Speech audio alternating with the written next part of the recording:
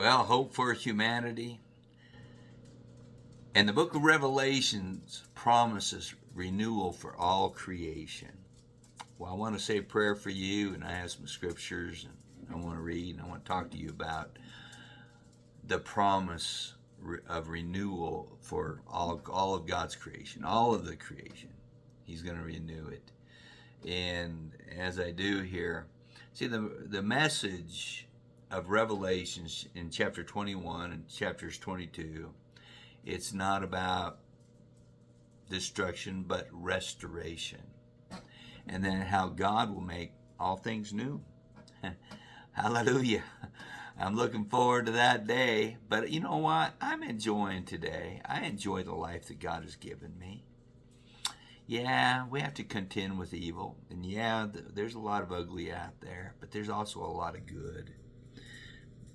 And in Romans chapter 8, verse 21, it says, the creation itself will be liberated from its bondage to decay and brought into the freedom and glory of the children of God.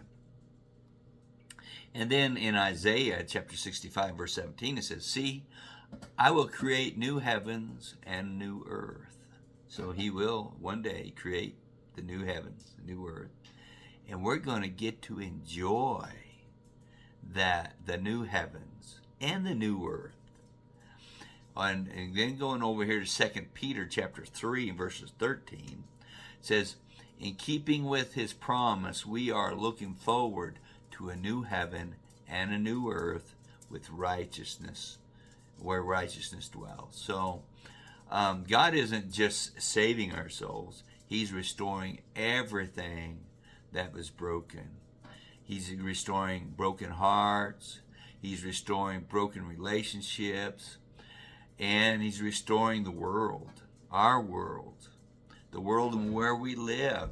Because there's a lot, you think, how in the world can this ever be restored? But God is going to do that. In every tear that we shed and every pain that we have endured, one day will be redeemed. You know, there was a mother who once lost her child and felt her world had ended. And then years later, through faith, she found hope again. She said, I still cry, but now my tears are mixed with hope because I know this isn't the end. And so, see, the book of Revelations gives the same hope. The best is yet to come. Also, as you and I are thinking about, yeah, the best is yet to come. There is. Yeah. When we begin to read the first part of the book of Revelation, it says, blessed is he who reads the pages of this book. When you read the book of Revelations, you're blessed. Yeah, you're going to see the Antichrist being revealed, and you're going to see some hardship and really hard things. You think you see hard times now, then nothing. And that's why you need to get right with God. All of us need to get right with God and live for him. But today I want to say a prayer for you. Father, I pray for everyone under my voice. God, I thank you for our hope that you've given us.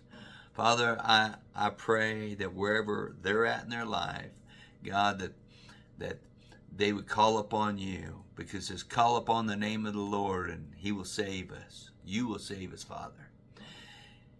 And Father, I pray that the dreams and the visions that you have instilled in us will be opened up so that we can follow the plans and pursue all that you have for us in Jesus' name.